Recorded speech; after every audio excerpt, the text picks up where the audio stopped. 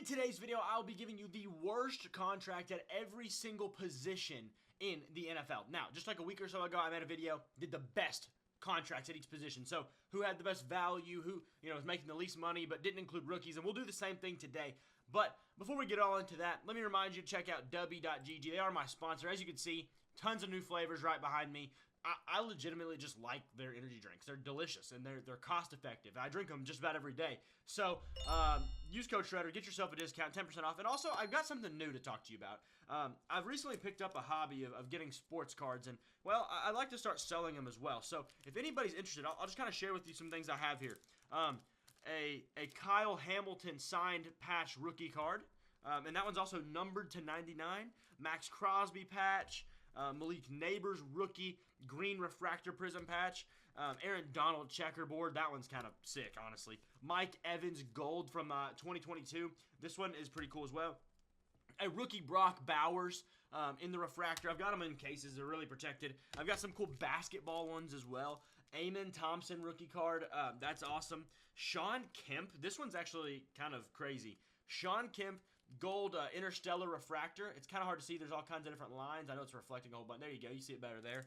Insane card there. A Grady Dick rookie card. That one's a numbered of 22. Not 2 of. Tyrese Maxey gold refractor. Let me see. Where's that sweet spot? There it is.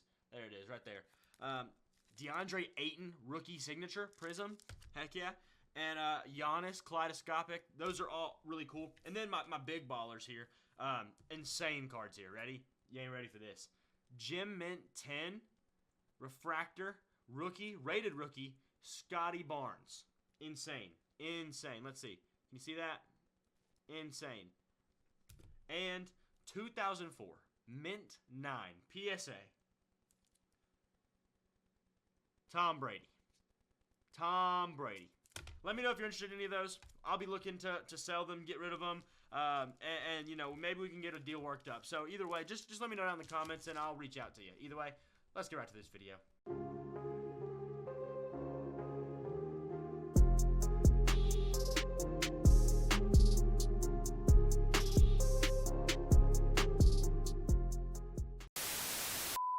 So, just like last time, we're not going to use any rookie contracts because those contracts are not effective. And one thing I wanted to say, those aren't all my sports cards. So, if you have another thing you're looking for, let me know. We'll figure it out. Either way, we're not using rookie contracts. And also, they're going off of last year's deal. Well, some of them are. Some of them aren't for this one because of some guys just got paid. And it's like, who made that decision to pay you that much? I don't know. So, we'll talk about those in a minute. But let's start off with the quarterback.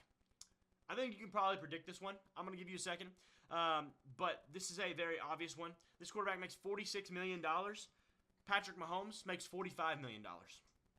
This is Deshaun Watson. Deshaun Watson made $46 million in 2024 to play 7 games, throw for 1,150 yards, 5 touchdowns, and 3 interceptions. I don't really have to say anything else. Going to the running back position, I really like this player, but just value-wise, the contract he just got extended to a couple years ago is not worth it. Ramondre Stevenson of the New England Patriots, he's making $9 million a year. For reference, Derrick Henry makes $8 million a year.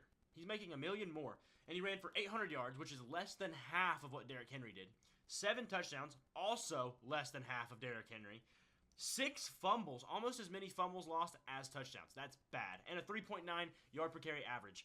I like Ramondre, but man, that's pretty hard to justify. There's not much you can say to that. Now, this one's going to be weird. This is the wide receiver position, and we're going with Brandon Ayuk. Now, this is a situational contract. Obviously, he's a really good player, but they signed him to a contract, and he gets hurt in the offseason, doesn't play a single game for him on the first year of his deal. But also, T. Higgins, he makes $30 million. T. Higgins makes 28.7. Jalen Waddle makes 28.2.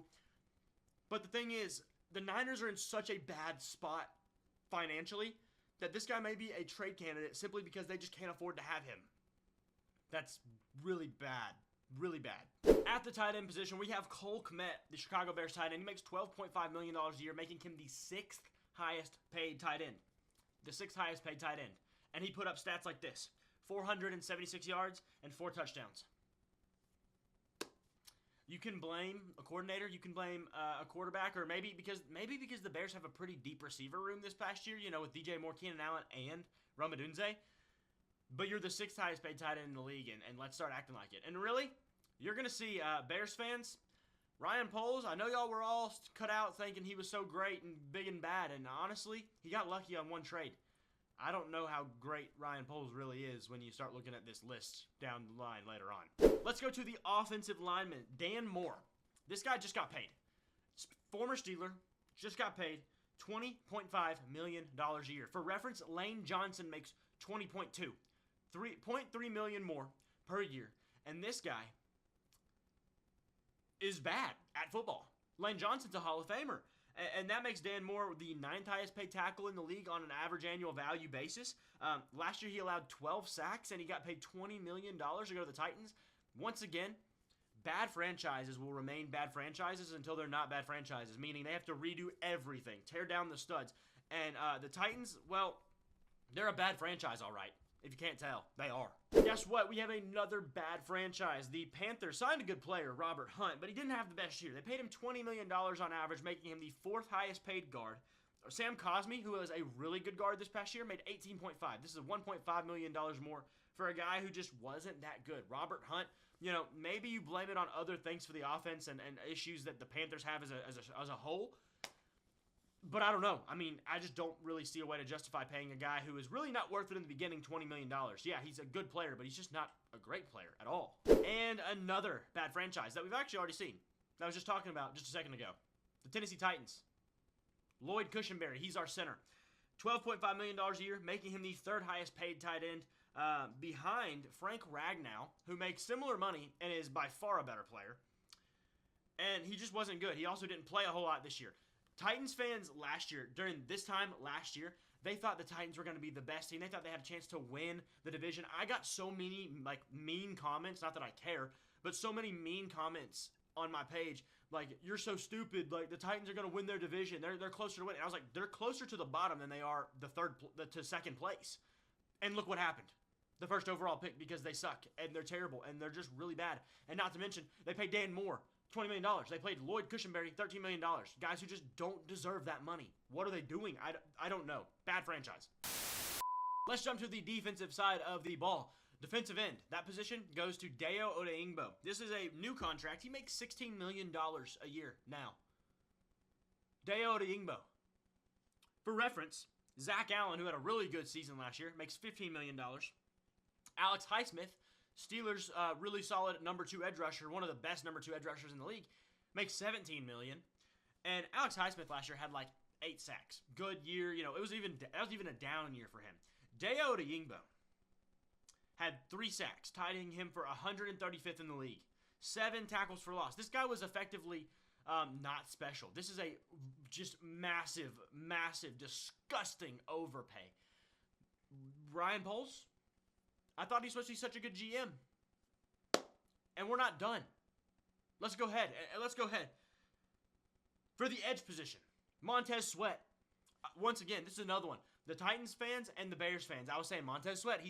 Yeah, you got a better thing than you had in an edge rusher because they all had nothing. But he's not that good. He's a middle end level 2 edge rusher. He's not number 1 at all. And guess what? He proved that this past year. And he makes bukus of money, $24.5 million.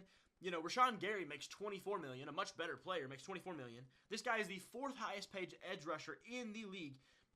And he got 5.5 sacks. 60th in the league. 60th. 60th. 9 tackles for loss. This guy's not special. Ryan Poles. I thought you were a good GM.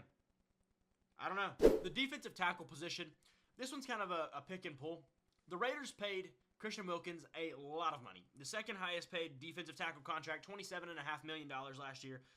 Similar to Chris Jones. Chris Jones makes $31, but 2nd highest paid D tackle, and he got injured. You know, I'm not going to put that much to him. He was playing good before he got hurt, but just you paid him a lot of money for him to not play for you basically 90% of last year. That's not great. It's not really anybody's fault. Nothing you can do about it. But really, there's kind of the point here is there's not a lot of bad defensive tackle contracts in the league. Ooh, let's do something really, really funny here. Let's do something really, really, really funny. I'm going to pick on another team again. And guess who? It's the Bears. Tremaine Edmonds, he's our inside linebacker. $18 million. Fred Warner, the best linebacker in the league, $19 million. Raquan Smith, the 2nd best linebacker in the league, $20 million. This guy makes nearly the same amount of money that they do. He's Third highest contract in the league. And he did that, and he got 1,055 snaps. Okay, good. He got a lot there. But low production. Only 76 solo tackles. That for a star middle linebacker is not great. 1 sack, 1 forced fumble. This guy's just not special either. He's a good player. He's not a great player. And you paid him elite player money for a good player. Not a great player even. But you paid him elite player money. Ryan Poles. What are we doing? Terrible. Moving to the cornerback position, the worst paid, corner is Jair Alexander. He makes $21 million a year. Patrick Surtain makes $24. He is the 4th highest paid corner, and this one is more situational. Jair Alexander has been very good in the past, very good in the recent past. Not this past year, not so much, but he was hurt. Only 361 snaps this past year. But this is also situational. The issue they are having is he kind of wants out of Green Bay. Green Bay seems to be kind of done with him. But all this money tied into Jair Alexander makes him almost untradeable, hard to trade, whatever. Just not a good situation to be in. Once again, more situational than it is a true bad contract, but it's still true to some point. A new contract will be the the free safety position. Trayvon Moehrig goes to Carolina for $17 million. For reference, Xavier McKinney, a great player last year, makes $16, $1 million less. Minkah Fitzpatrick, an elite safety, makes $18. This is the 3rd highest free safety in the league. For him to not even be close to that. I mean, yeah, he had a pretty good year last year, but, this is Trayvon Moehrig. We're not talking about Antoine Winfield, or even anything. Minkah, Antoine Winfield, Xavier McKinney. He's not close to that. There's probably more players in between him and there. Why would you pay him that much money? What are you doing? And for the strong safety position, we have New England Patriots safety Kyle Duggar. And he makes $14.5 million a year. For reference, Talanoa Hufanga just got signed to a brand new contract for less than that, $13 million a year. This is the 4th highest paid strong safety in the league for Kyle Duggar. And he literally is terrible in coverage. He's a box safety. He's more of a linebacker. And, you want to drop him into linebackers, he's still making too much money. Tremaine Edmonds makes $18. He's probably not as good of a linebacker as Tremaine Edmonds. So why did you pay him all that money? I don't know. We got to keep our own, take care of our own. Or you just pay decent money to decent players? I don't know. Anyways, that is going to do it for this video. Let me know what you think down in the comments below. Did I miss somebody? Do you think there is somebody who is a worse contract in the league currently? Let me know in the comments. And also, if you're looking for any sports cards, hit me up. I might have something for you, and I'll see y'all in the next video.